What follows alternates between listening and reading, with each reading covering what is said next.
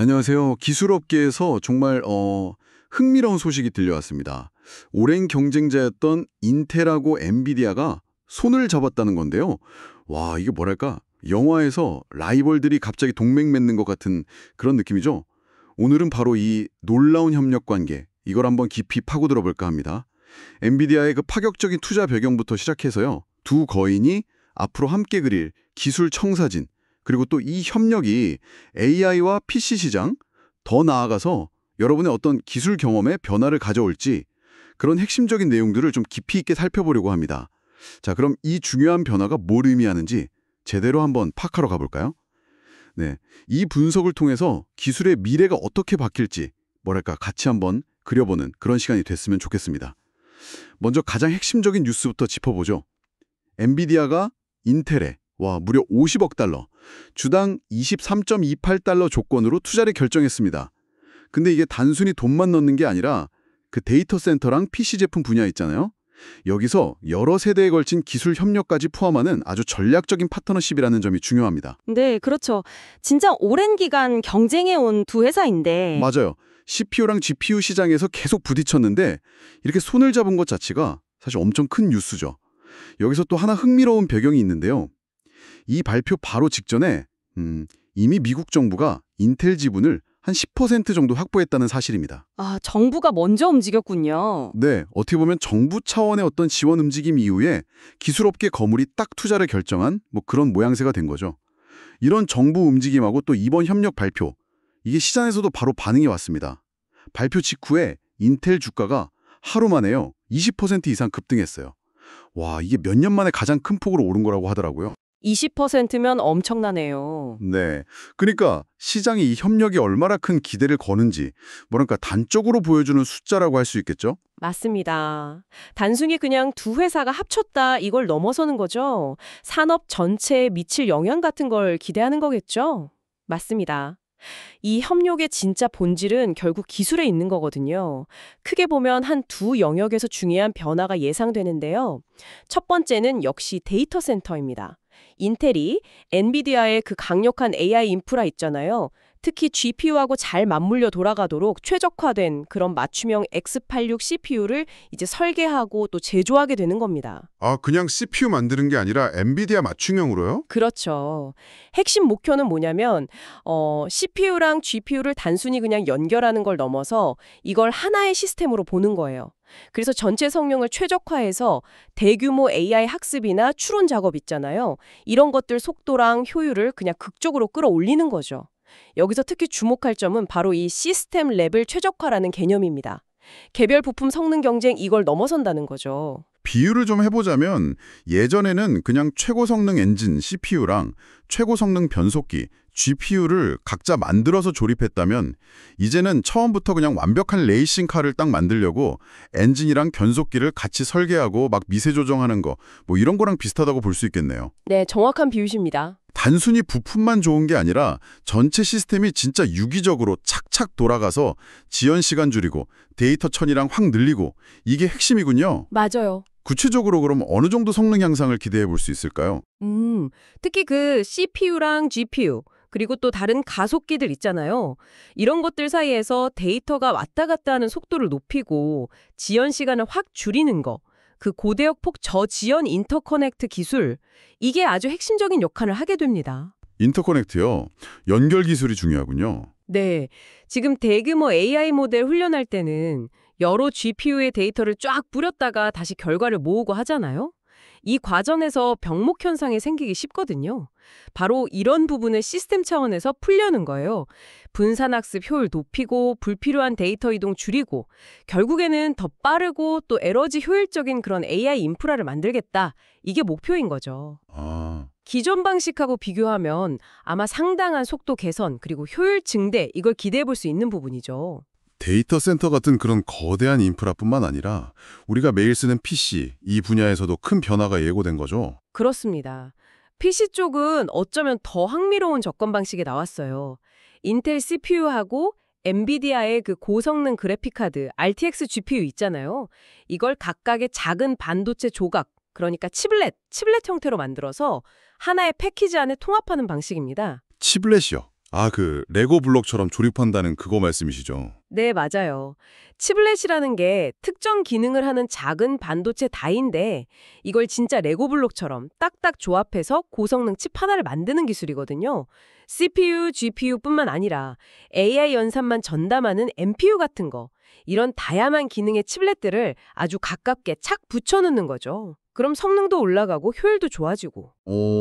그러니까 뭐랄까 각 분야 최고 전문가를 CPU 전문가, GPU 전문가, AI 전문가, NPU 이런 사람들이 그냥 한 사무실에 싹 모아놓고 프로젝트 돌리는 거랑 비슷하겠네요. 네, 그런 비유가 가능하죠. 서로 막 긴밀하게 얘기하면서 훨씬 빠르고 효율적으로 결과물 딱 내놓는 그런 그림. 그렇다면 이 기술이 실제로 우리 사용자들한테는 어떤 구체적인 혜택을 줄 수 있을까요?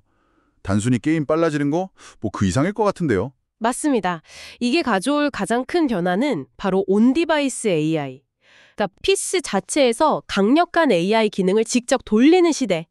이게 본격적으로 열릴 수 있다는 거예요. 온디바이스 AI요? 네, 예를 들면 뭐 인터넷 연결 안 되어 있어도 PC에서 바로 되게 정교한 대규모 언어 모델, LLM 같은 거 돌려서 글 쓰고 요약하고 아니면 고품질 이미지나 동영상 그냥 순식간에 만들고 편집하고 실시간 통역 같은 기능도 훨씬 빠르고 부드럽게 쓸 수 있게 되는 거죠. 와, AI가 그냥 클라우드 서비스가 아니라 내 PC 기본 기능이 된다는 거네요? 그렇죠. 그리고 뭐 고사양 게임뿐만 아니라 전문가 수준의 컨텐츠 만드는 거 있잖아요. 영상 편집이나 3D 렌더링 같은 거, 아니면 복잡한 데이터 분석. 이런 다양한 고성능 컴퓨팅 작업에서도 이 통합 칩렛 구조가 큰 장점을 발휘할 수 있습니다. 그리고 또 중요한 점은 엔비디아의 그 기존 RTX GPU가 가진 방대한 소프트웨어 생태계 있잖아요. 드라이버나 개발 도구 SDK 같은 것들. 이걸 그대로 쓸 수 있다는 거예요. 개발자들이 비교적 쉽게 이 새로운 하드웨어 성능을 활용할 수 있으니까 초기 기술 확산에 좀 유리하죠. 이번 협력은 인텔의 그 전략적인 방향 자체를 뭐랄까 새롭게 정의한다고 볼 수 있습니다. 과거에는 주로 이제 CPU 시장의 강자로서 경쟁사들하고 막 싸우는 구도였다면 이제는 엔비디아, AI 분야의 진짜 절대 강자잖아요. 이 엔비디아랑 손잡고 거대한 AI 플랫폼 생태계를 같이 이끌어가는 역할, 이걸로 나아가려는 시도인 거죠. 경쟁 구도 자체가 바뀌는 거군요. 네. 인텔이 가진 그 방대한 X86 CPU 기반 생태계하고 엔비디아의 압도적인 AI 기술 리더십, 이 둘의 시너지를 통해서 시장 지배력을 더 강화하려는 것이죠. 그러니까 단순히 CPU 칩 하나 파는 경쟁, 이걸 넘어서는 거예요. CPU, GPU, 그리고 관련 소프트웨어까지 다 아우르는 시스템, 플랫폼 단위의 경쟁으로 축을 옮기려는 그런 전략적 동맹 강화, 이렇게 해석할 수 있습니다. 여기서 우리가 좀 넓게 봐야 할 부분은 이게 단순히 기술 협력, 이걸 넘어선다는 점입니다. 근데 여기서 한 가지 궁금한 점이 생기는데요. 인텔은 자체적으로 반도체 생산 공장, 그 파운드리를 가지고 있잖아요. 삼성이나 TSMC처럼요. 이번 협력으로 그럼 엔비디아 칩을 인텔 파운드리에서 만들게 되는 건가요? 만약 그렇다면 인텔 파운드리 사업에 진짜 큰 힘이 될 텐데요. 아, 그거 아주 좋은 질문입니다. 많은 분들이 진짜 궁금해하시는 지점이죠. 근데 현재 발표된 내용만 가지고 보면요. 이번 협력이 엔비디아가 설계한 칩을 인텔 파운드리에서 위탁 생산한다, 이런 약속을 포함하고 있지는 않습니다. 아, 그건 아니군요. 네, 이게 뭘 의미하냐면 아직 인텔 파운드리 서비스, IFS라고 하죠. 여기가 최첨단 공정의 수율, 그러니까 양품 비율이나 생산 단가 경쟁력, 그리고 엔비디아 같은 진짜 초거대 고객을 만족시킬 만한 확실한 역량을 보여주기에는 시간이 좀 더 필요하다는 걸 시사하는 거죠. 엔비디아 입장에서는 뭐 이미 오랫동안 안정적으로 칩 공급받고 있는 TSMC라는 대안이 있고요. 그렇군요. TSMC가 있으니까. 물론 이번 협력을 통해서 개발될 그 인텔 CPU랑 엔비디아 GPU 통합 시스템 있잖아요. 이게 시장에서 성능이 성공적으로 딱 입증된다면 장기적으로는 엔비디아가 인텔 파운드리를 활용할 가능성, 이걸 열어둘 수는 있겠죠. 하지만 단기적으로는 파운드리 계약보다는 기술 협력 자체에 좀 더 무게가 실려 있다고 봐야 합니다. 인텔에게는 이 파운드리 사업의 성공이 여전히 아주 중요한 숙제이면서 또 동시에 핵심적인 리스크 요인으로 남아있는 셈이죠. 아까 잠시 나왔던 그 미국 정부의 인텔 지분 투자를 조금만 더 깊이 보면요. 이게 단순히 그냥 특정 기업에 돈 대주는 걸 넘어섭니다. 반도체 공급망을 자국 중심으로 다시 짜고 첨단 제조업 주도권을 확보하려는 뭐랄까 국가적인 차원의 전략 목표하고 깊숙이 연결되어 있는 거죠. 단순 지원이 아니라 전략적인 거군요. 네, 과거처럼 그냥 보조금 주고 끝나는 게 아니라 정부가 직접 지분을 투자하면서 기업의 장기 전략이나 자본 구조에도 영향을 좀 미치려는 의도가 엿보이는 거죠. 그리고 이런 정부의 적극적인 움직임이 소프트뱅크 같은 그런 대규모 민간 투자자들의 참여를 유도하는 일종의 신호탄 역할도 했다고 볼 수 있습니다.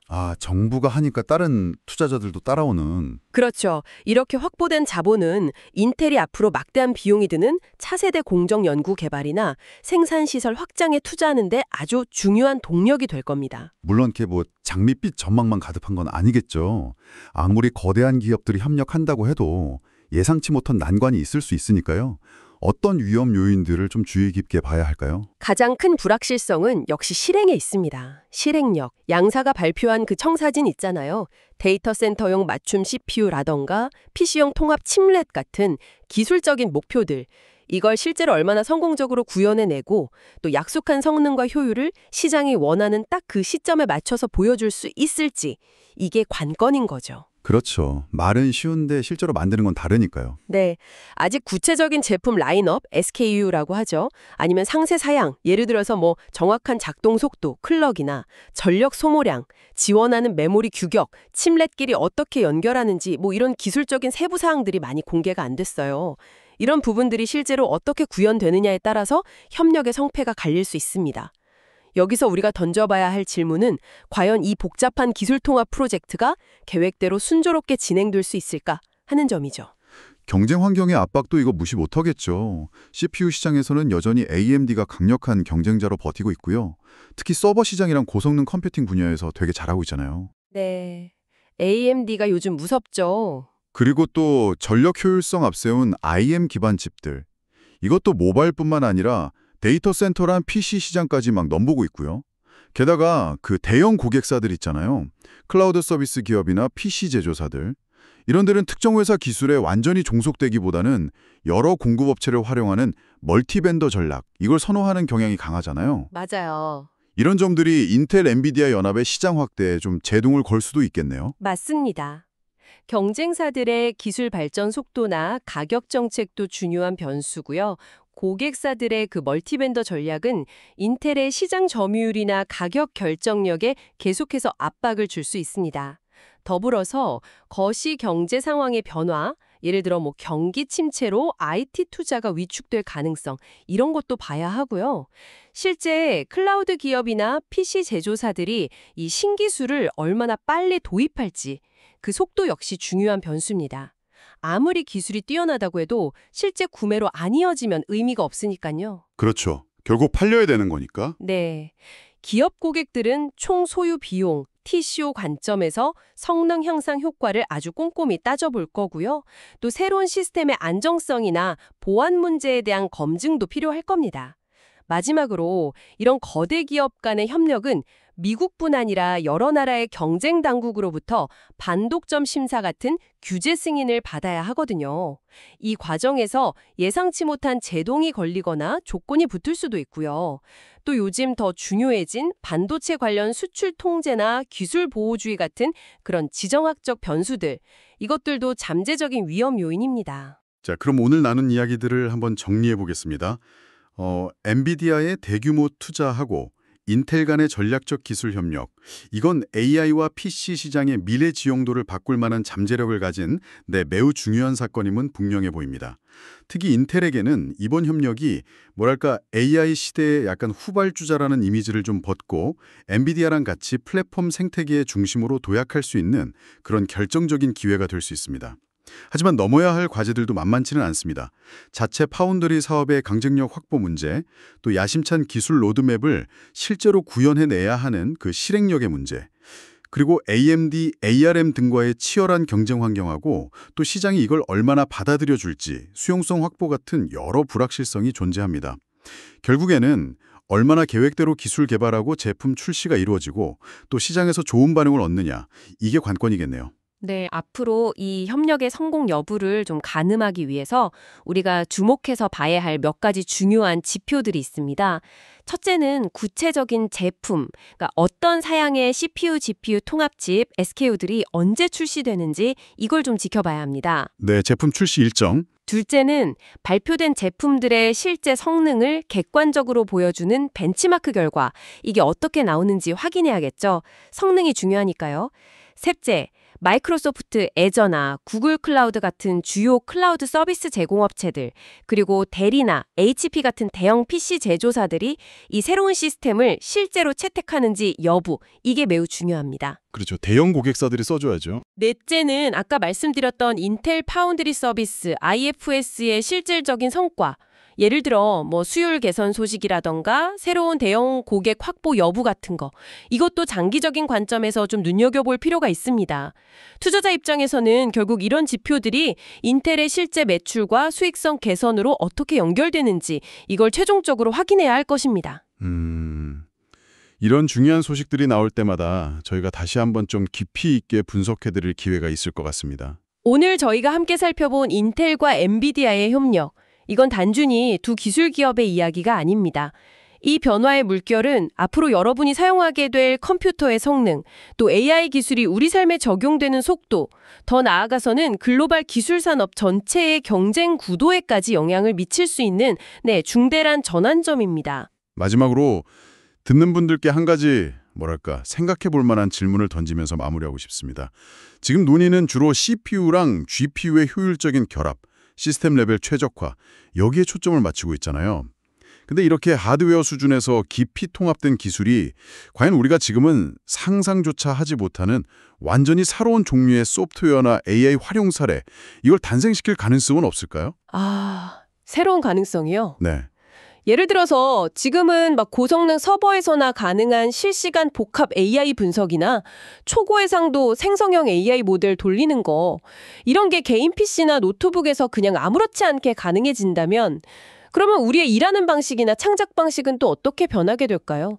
어쩌면 이번 협력은 우리가 현재 예측하는 것 이상의 그런 혁신적인 변화를 위한 씨앗일지도 모릅니다. 와, 정말 흥미로운 질문이네요.